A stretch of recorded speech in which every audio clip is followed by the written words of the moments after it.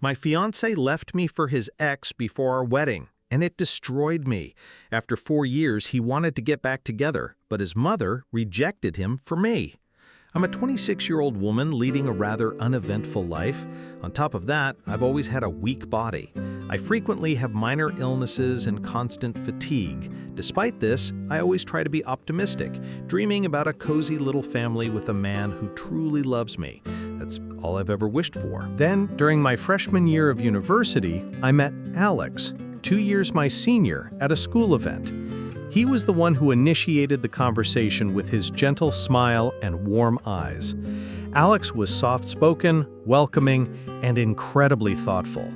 The way he paid attention to every little detail completely swept me off my feet. My heart would pound whenever he was near. I truly believed I was the luckiest girl in the world. What I didn't know then was that just days before we met, he had been dumped by his ex-girlfriend, Eve. He kept that completely hidden from me. Our relationship blossomed, sweet as a dream. Alex was always a steadfast support, constantly encouraging my studies and taking care of me whenever I was sick. Both our families were completely on board too. I vividly remember the day he knelt and proposed to me under the sunset. I cried tears of joy. We got engaged and planned marry 2 months after I finished my PhD. Everything seemed perfectly set, a rosy future awaiting us. If only back then I could have seen his true nature. Time passed and everything seemed to be on track. Alex and I were busy preparing for what I thought would be my dream wedding. But I never could have foreseen the nightmare that was slowly forming behind my back.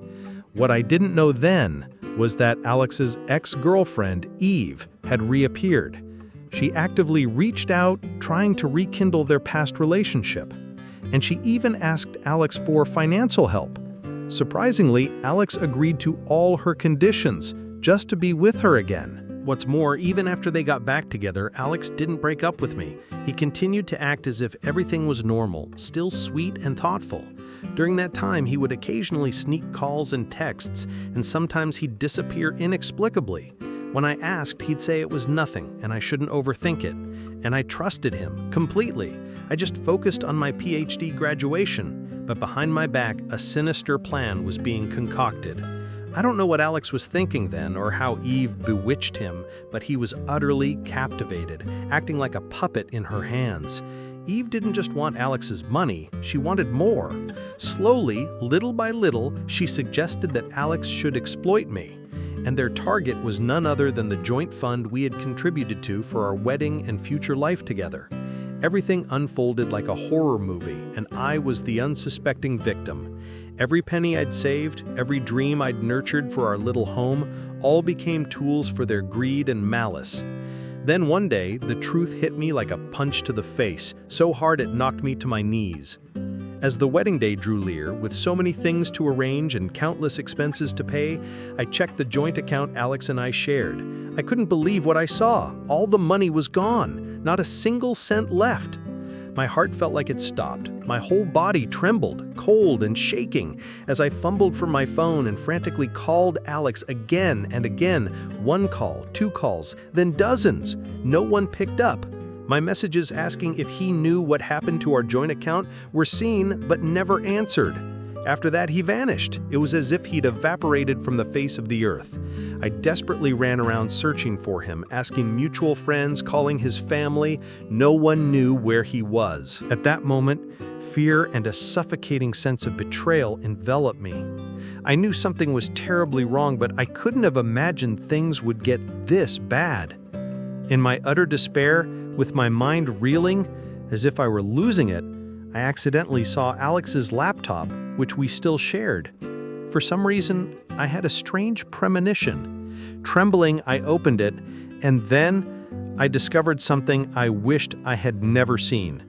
In Alex's personal email account, which he'd forgotten to log out of, I found a long, detailed email conversation, a meticulously planned scheme between Alex and Eve. They discussed how to exploit my money, every single penny I'd saved for our wedding, for our future. They talked about how to flee without a trace, leaving no clues behind. And even more horrifying were their contemptuous remarks about me. They called me an easy target, a trusting fool. All of it just so Eve could have money and Alex could start a new, unburdened life. I felt my heart shatter into 100 pieces. The blood in my veins turned to ice.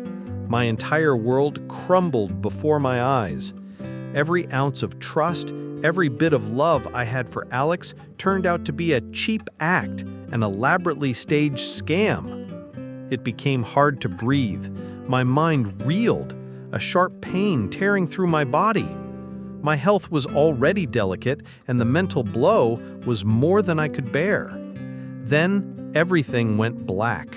I collapsed right there. When I woke up, I was lying on a stark white hospital bed, hooked up to countless wires.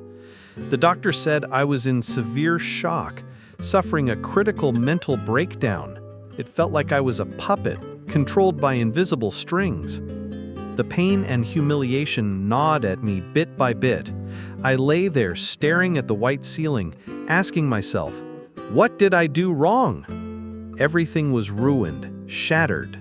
I'd lost everything, my money, my love, my trust, and worse, I realized I was at risk of missing one of the most important milestones of my life, my PhD thesis defense. Oh God, all those years of studying, all that sweat and tears. And now, because of one scoundrel, I was in danger of losing it all. Just then, a woman appeared by my hospital bed. It was Mrs. Mary, Alex's mother. She looked at me, her eyes filled with sorrow and remorse. She squeezed my hand tightly, then burst into tears. I'm so sorry, Sarah. I'm so sorry for what Alex did. With a trembling voice, Mrs. Mary told me that Alex's father was an incredibly selfish man, almost a textbook narcissist. He had abandoned her once, and the exact same way Alex treated me. She said she tried her best to raise Alex to be a good person, so he wouldn't turn out like his father, but to her surprise, he ended up following in those very footsteps. Hearing those words from his own mother, I felt both pity for her and a sense that my pain was shared. She promised to stay by my side and not leave me alone. And she kept her word. Adding to the shock, my own parents flew in immediately. They looked at me with eyes full of sorrow, but also immense strength. Along with Mrs. Mary, my parents took meticulous care of me. They encouraged me endlessly, reminding me of the years I had dedicated to my goals.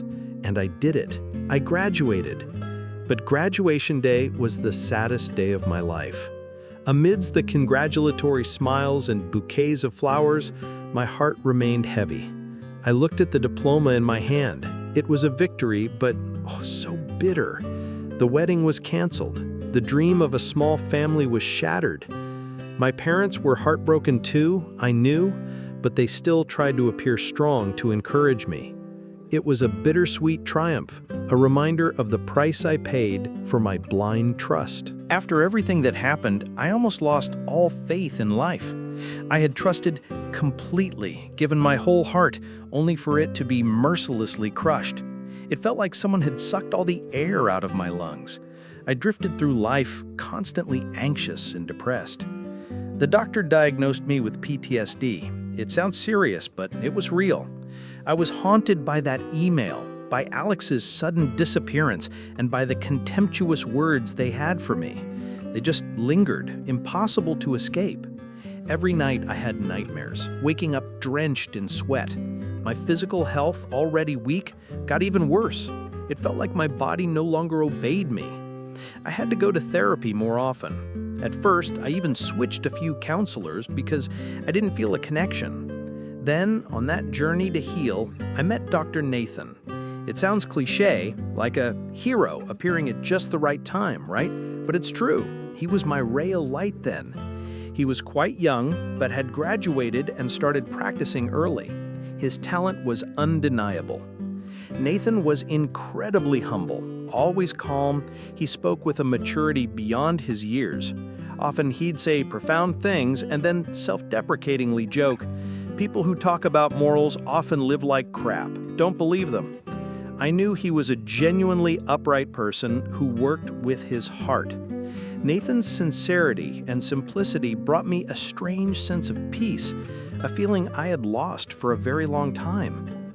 And so, with each therapy session, I started seeing Nathan not just as my doctor, but as a friend, someone I could completely trust and rely on. Then, inevitably, something crazy happened. I fell for him. It sounds insane, but I couldn't control my emotions. A feeling of lightness and safety just seeped into my soul. However, Nathan was very perceptive and sensed my feelings. He didn't say it directly, but was very gentle and professional. He just subtly implied his refusal. During one session, he simply looked at me, his eyes clear, and said he didn't think a doctor-patient relationship was appropriate. Then he didn't mention it again. We went back to normal, and he wished me a speedy recovery. I was a bit shocked, unsure if he knew or not. But to me then, that statement felt like a reminder. It wasn't a dismissal, but a challenge. Instead, it was a huge motivation. I told myself he was right. I should focus on myself during this time. I was there to heal. I had to find the person I had lost. It was a promise to myself, and also an unspoken promise to him. 4 years passed in what felt like a blur since that day of hell. With unwavering support from Mrs. Mary, who I now consider my second mother, my own parents, and especially my therapy sessions with Nathan, I've improved so much. Honestly, I truly came back to life. My career after graduation is now stable and developing incredibly well. I even started going to the gym and eating healthy to improve my physical well-being. As a result, I'm not only healthier, but my appearance has changed significantly. I look in the mirror and no longer see the weak, panicked girl I once was. I see a stronger, more resilient, and far more confident Sarah. While I was undergoing this transformation, fate seemed to favor Alex in a different way. Alex's situation at that time was utterly pathetic. That match made in heaven couple, Alex and Eve, who I thought would live happily ever after, in reality, Alex's dream faded much faster than I ever imagined. The so-called true love that Alex had used and abandoned me for turned out to be far more disastrous. It turns out, Eve was truly cunning, only returning to Alex for his money. Who'd have guessed, right? She completely drained him, squeezing out every last penny before unceremoniously kicking him to the curb. He's now penniless. Even worse, not only did she fleece Alex, but during their time together, Eve was also seeing multiple other men. So those two, Alex and Eve, fought and screamed at each other constantly, even getting physical. Truly love-struck, weren't they? And then, inevitably, it happened. When Alex ran out of money, completely broke, Eve just walked out without a word, leaving him with a mountain of debt and a harsh reality. I only learned all of this much later. The only part I knew at the time was when Eve fled. That's because she sent me a text message with just a few words, "I'm returning your toy." At that moment, I only knew the message came from an unknown number. But a few days later, when Alex tried to contact me, I realized Eve had sent me that message. Truly disgusting and devious. She genuinely treated Alex and me like a game. Once she got bored, she tossed him aside and didn't even forget to send me a cryptic and venomous message. I didn't pay much attention to it then. I was too busy worrying about my own peaceful life, which had suddenly become turbulent. Alex showed up, texting, calling, in every way imaginable. He wanted to invite me for coffee, to catch up. I couldn't understand what he wanted to reminisce about or inquire after everything he'd done to me. Was he asking if I was doing okay after he manipulated me? It sounded ridiculous. Even though my rational mind knew better, I hesitated terribly. A part of my lingering feelings kept scratching at me, wanting to rekindle old flames. Or perhaps I wanted to confront him, to see with my own eyes what the person who once ruined me was like now, to completely put an end to it. I didn't know anymore. Finally, I agreed to meet him. I knew I was playing with fire, but at least rationally, I wanted to be sure I had completely escaped the ghost of Alex. And so, the day came to meet Alex again. I chose a quiet cafe, thinking things would be calm. But no, the moment Alex saw me, his eyes instantly changed. If you're a woman, you'll surely know that look. I clearly saw surprise, then slowly something greedy.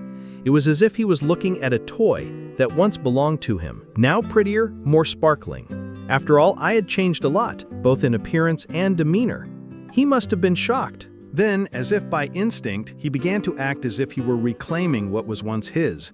Alex started to manipulate me psychologically. He used honeyed words, saying he still loved me, that he had made a mistake, asking if I remembered our past happiness. Then he promised all sorts of things about a bright future if we got back together. And of course, he didn't forget to blame Eve. Alex said Eve had seduced him, that she was a bad person, the one who had led him to this state. He recounted how Eve had used him, how badly she had treated him. But he didn't know that the Sarah of old was dead. After years of struggling with therapy, trying to rebuild myself, my psyche was much stronger. I sat there, listening to him, but feeling disgusted inside. I just wanted to scoff at him. What? He had the freedom to choose, didn't he? Why was he blaming someone else now? I looked into his eyes and saw no more trust, only emptiness and a touch of revulsion. Before he could finish his words, I shook my head. "Alex," I said, my voice surprisingly calm, "what you're saying no longer means anything to me. Everything is over." I didn't argue, didn't scold, simply stood up. "I'm leaving now." Alex looked at me, his eyes shifting from surprise to fury. But I didn't care. I'd rejected him, and I felt a strange lightness. I thought everything would end there. Who knew this was only the beginning of a new nightmare? After that day, Alex started relentlessly pursuing me. The feeling of being harassed was absolutely horrific. He texted me constantly. My phone vibrated nonstop, day and night. Then he'd call, not just once or twice, but dozens of times a day. He even started showing up at my house and my workplace. He was like a ghost, lurking everywhere I went. I felt increasingly exhausted and harassed. My sense of privacy was blatantly violated. At first, I tried to ignore him, but he became more and more outrageous. I couldn't focus on my work or my life. All those years I'd spent struggling to heal and rebuild myself were now at risk of being shattered by this jerk once again. At that point, I just wanted him to disappear, even to call the police to get this burden out of my life permanently. But I didn't. I kept thinking of his poor mother. Everything became incredibly difficult. The relentless stalking by Alex completely drained my energy. I felt utterly exhausted, truly without an ounce of strength left to deal with that madman. When I had nowhere else to turn, I thought of Nathan. He was the only person I trusted, and the one who understood my psychological state best. I decided to contact Dr. Nathan to ask for his advice. I told him everything, not holding back my exhaustion and helplessness. Nathan listened to me very calmly, without judgment. After I finished, he was silent for a moment, then looked at me and said something I'll never forget. "Sarah, it seems we need a more drastic solution." Then, he proposed an idea I had never considered. Nathan would pretend to be my boyfriend to make Alex give up. I was both surprised and touched by his suggestion. I knew he wasn't doing it for personal feelings, but because he genuinely wanted to help me break free from this vicious cycle. He wanted me to find peace. I agreed immediately. This was my only chance to escape the ghost of Alex. I didn't know if this plan would work, but at least I felt I wasn't alone anymore. With Nathan by my side, I felt much stronger. The plan was set. I decided I would meet Alex one last time to end everything. This time, I wouldn't go alone. I asked Nathan to come with me. And another surprise was that Mrs. Mary, Alex's mother, also wanted to be there. She said she wanted to confront her son, and she didn't want me to suffer alone anymore. We arranged to meet Alex at the same quiet cafe I'd chosen last time.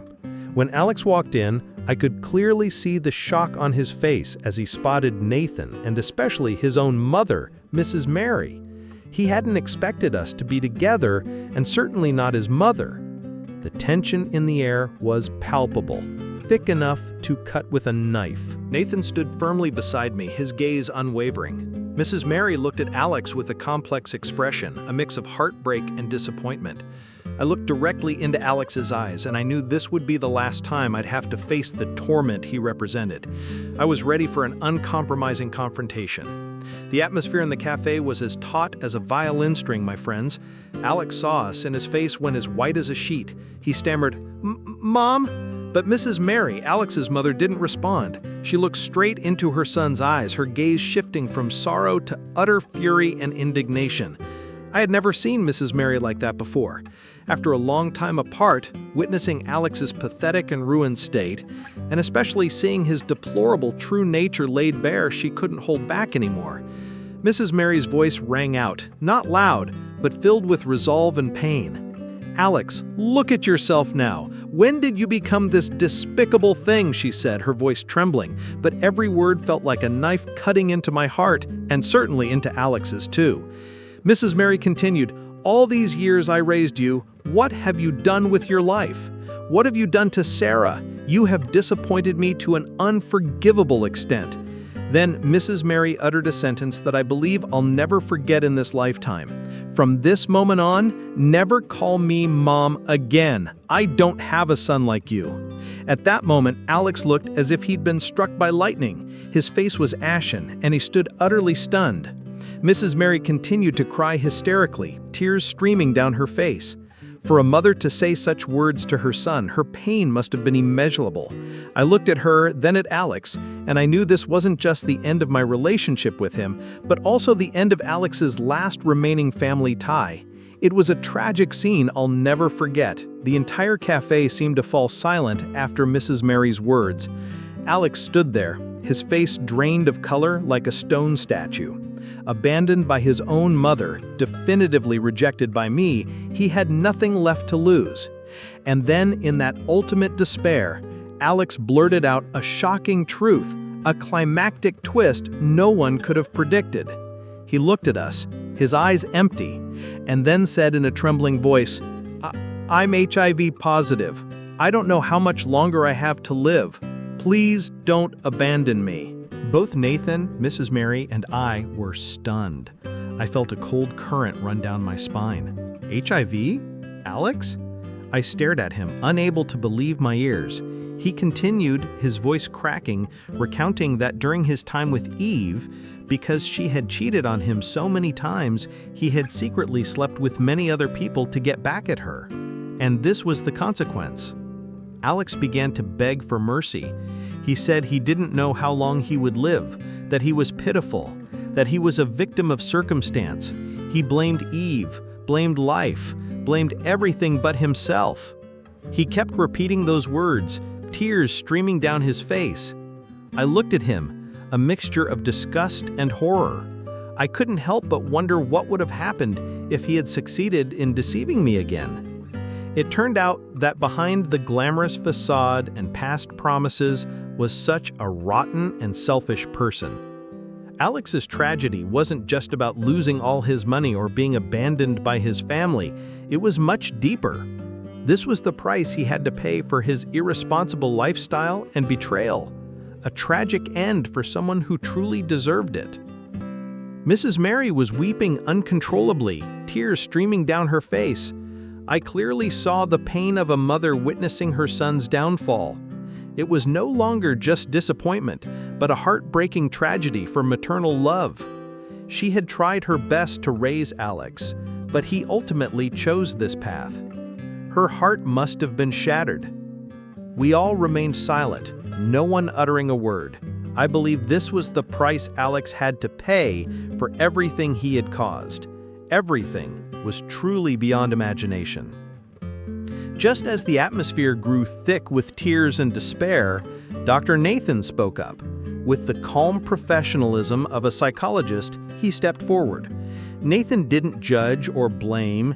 He simply looked at Alex and, in a very composed yet resolute tone, offered advice. "Alex," Nathan said, "I know you're very confused and feeling terrible right now, but the most important thing is that you start treatment. Taking antiretroviral medication is the best way to prolong your life, and more importantly, to prevent transmitting the virus to others. If you follow the instructions, you'll live a very long time, I promise." He spoke clearly, articulating every word, explaining the importance of adhering to treatment. Nathan didn't dwell on the past or Alex's mistakes, but focused solely on solutions for Alex's present and future. It was the rationality of a doctor and the compassion of a human being. Alex, at that point, had almost no one left to turn to. His mother had disowned him, and I had definitively cut ties. He had no other path. Finally, he listened to Nathan's advice. I looked at Alex and saw the weakness clearly etched on his face. Perhaps for the first time in his life, he accepted help without any intention of taking advantage of anyone. After that meeting, Nathan and I left. Mrs. Mary stayed behind with Alex for a while. I don't know what else they talked about or if Alex genuinely felt remorse. But I do know that Alex's life took a completely different turn. He had to face his illness, the horrific disease he brought upon himself due to his irresponsible lifestyle. He had to live with fear, with torment, and with the truth that he had ruined his own life with his own hands. As for me, I had officially closed the door on that painful past.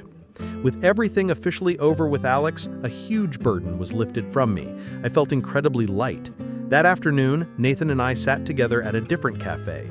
The atmosphere was remarkably different then, peaceful and gentle. I looked at Nathan. He had been by my side, helping me through everything. From a fragile patient, I had become a stronger Sarah, and he was a huge part of that journey. I knew this was the moment. I took a deep breath, gathered all my courage, and said to Nathan with all the sincerity I had, "What do you think, doctor, if I said I wanted to make our fake relationship real?" He looked at me. His eyes were warm, like sunlight. Nathan didn't answer immediately. He considered it, as if thinking very carefully. Then a slight smile appeared on his lips, and he nodded. And Nathan's reply, in his characteristic style, "Yeah, trying it once won't kill us immediately." Upon hearing that, I burst into laughter. A genuine laugh, free from any burdens. My heart felt like it wanted to leap out of my chest. This wasn't just an agreement, but a promise for a new beginning. Our fake relationship had now become real. I knew the journey ahead wouldn't be easy, but with Nathan by my side, I believed I could overcome anything. I had found my true happiness, my friends. After everything that had happened, after all the shocks and pain I had endured, I swear I never thought I could find happiness again. At that time, I just thought my life was over, that I could only drift through each day. My belief in love and people felt like it had been crushed to ashes. But then, fate brought Nathan into my life right when I was at my weakest and most desperate. He was the one who gave me hope when I thought there was none left. From a fragile, fearful girl, I gradually transformed into a stronger, more optimistic Sarah who learned to love herself more. I can't say for sure what the future holds. Life is unpredictable, right? But this time, after everything I've been through, I believe I've found the right person. Nathan isn't perfect, but he's sincere, kind, and most importantly, he brings me a sense of peace and security I've never known. He accepts me for who I am, including all the scars from my past. My love story isn't a fairy tale. It's a journey full of thorns, tears, and unexpected twists. But in the end, I found the light at the end of the tunnel. Thank you for listening to today's story from the Guilty Notes channel. If this story resonated with you, please like, share this video, and don't forget to subscribe to the channel so you don't miss other emotional real-life stories and valuable lessons. See you in the next video.